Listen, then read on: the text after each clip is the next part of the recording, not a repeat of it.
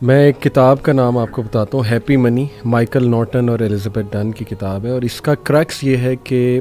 پیسہ گیو کرنے سے خوشی آتی ہے۔ سوشل ایکسپیریمنٹ کیا ان لوگوں نے۔ سوشل ایکسپیریمنٹ کیا تھا کہ ٹرین پہ جو لوگ چڑھنے والے تھے سب وے سے، انہیں کہا کہ ہم نا آپ کو $10 دے رہے ہیں، لیکن یہ آپ کا نہیں ہے، یہ آپ نے رینڈملی کسی کو دیکھنا ہے، شکل سے اسے پہچاننا ہے اور اسے دے دینا۔ بڑا حیران ہوئے یہ کیا بات ہے، خیر انہوں نے ایکسیپٹ کیا،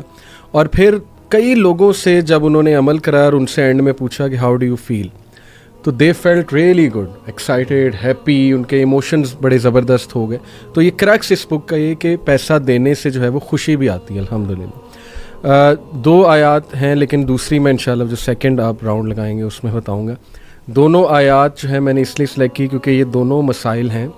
یوتھ کے آج کل، ہم اس پہ اکثر مغیرہ بات بھی کرتے ہیں، شہوات اور شبہات پہ۔ شبہات کے حوالے سے یہ آیا ایکچولی ابن عباس رضی اللہ عنہ کی بھی فیوریٹ آیا ہے، اکارڈنگ ٹو اے نریشن۔ ایک صحابی نے ابن عباس سے پوچھا کہ آپ کی فیوریٹ آیا کون سی ہے،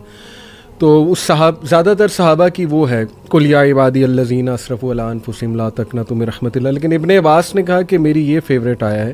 وہ صحابی بڑا حیران ہوئے کہ اس میں تو کیا ایسا مطلب ہے یہ موضوع ایسا کہ آپ کا فیوریٹ ہے؟ انہوں نے کہا اس میں ہوپ ہے،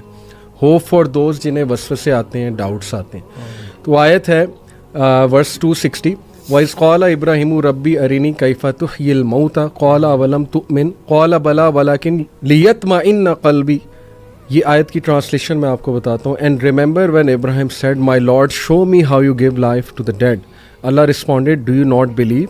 ابراہیم replied yes I do but just so my heart can be reassured. تو الحمدللہ دیکھیں، میں ایک اسکالر کو بھی سن رہا تھا، انہوں نے کہا کہ اس میں ہوپ ہے ان لوگوں کے لیے کہ جن کو ڈاؤٹس آ جاتے ہیں۔ Not all doubts are wrong, some doubts obviously they can take you to a very wrong direction، especially اگر ان کی انٹینشن ٹھیک نہیں ہے، اور وہ بس آپ وہ بنی اسرائیل جیسے ہر چیز پہ ڈاؤٹ اٹھا دیتے تھے، وہ تو غلط انٹینشن ہے۔ لیکن اگر آپ سمجھنے کے لیے، ایمان بڑھانے کے لیے کچھ پوچھ رہے ہو، تو میرا خیال جن سے پوچھا جا رہا ہے ان کو بھی انڈرسٹینڈ کرنا چاہیے۔ سب سے پہلے اس نے ضانی دینا چاہیے کہ یار یہ سمجھنا چاہ رہے ہیں، اور جو پوچھنے والا ہے اس کو بھی میں سمجھتا ہوں ہوپ فل رہنا چاہیے کہ ایمان ڈاؤن ہو جاتا ہے، ڈاؤٹس آ جاتے ہیں، لیکن یہ کہ پوچھو، کیونکہ ابراہیم علیہ السلام دیکھیے وہ اللہ کو کہہ رہے ہیں کہ اللہ مجھے آپ دکھائیں، میں بس ایمان کی تقویت جو ہے وہ چاہتا ہوں۔ لیکن پوچھنے کا مقصد جو ہے وہ ڈاؤٹ نہیں ہے، نہ ہی شک ہے جی، لیکن انکریز ان فیتھ ہے، انکریز ان فیتھ ریزلٹ ہے اس کا۔ کے لیے انکریز کرنے، یعنی ابراہیم علیہ السلام کے اندر ذرہ برابر بھی شک نہیں تھا، ذرہ برابر بھی کسی قسم کا ڈاؤٹ کچھ نہیں تھا، لیکن صرف سوال کرنے کی نوعیت یہ تھی، یا سوال سے وہ چاہتے یہ تھے کہ ان کا ایمان اور بڑھے، تو یہ بھی ایک ہوتا ہے۔ اچھا، یہ جو تقاضا ہے نا، یہ 2 جگہوں پہ قرآن مجید میں ہوا ہے۔ ایک تو تقاضا یہ سیدنا ابراہیم علیہ السلام کے بارے سے، اور ایک سیدنا موسیٰ علیہ السلام کا بھی۔ اچھا، ایک قوم کی طرف سے بھی یہ تقاضا موجود ہے، سیدنا عیسیٰ علیہ السلام کی قوم نے کہا تھا کہ انزل علینا مائدۃ من السماء، ٹھیک ہے۔ تو اصل میں ان سب آیات کا اگر آپ کانٹیکس دیکھیں نا، اور یہاں پہ جو آیات ہیں اس کے اندر اللہ نے سب سے پہلے قال اولم تؤمن، کیا تم ایمان نہیں لائے؟ اسی طریقے سے جو حواریوں نے جب یہ سیدنا عیسیٰ علیہ السلام سے پوچھا تھا، تو وہاں پہ سیدنا عیسیٰ علیہ السلام نے کہا کہ تم اللہ سے ڈرو، تم کس طرح کا تقاضا کر کے تم اللہ پہ ایمان نہیں لاتے؟ دونوں نے جواب یہ دیا کہ ہم اپنے دل کا اطمینان چاہتے ہیں، اور دونوں کو جواب ملا اللہ کی طرف سے۔ اس سے پتہ یہ چلا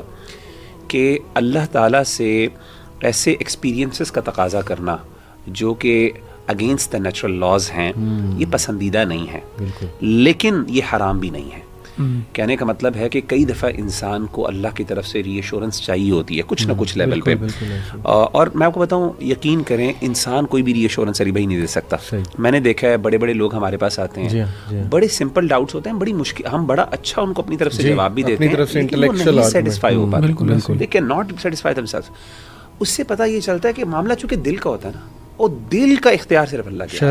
شرع صدر اللہ کے ہاتھ میں ہوتا ہے۔ اسی لیے جب تک اللہ کی مدد نہیں ہے، اللہ کی طرف سے انشراح نہیں پہنچے گا، فائدہ نہیں ہوگا۔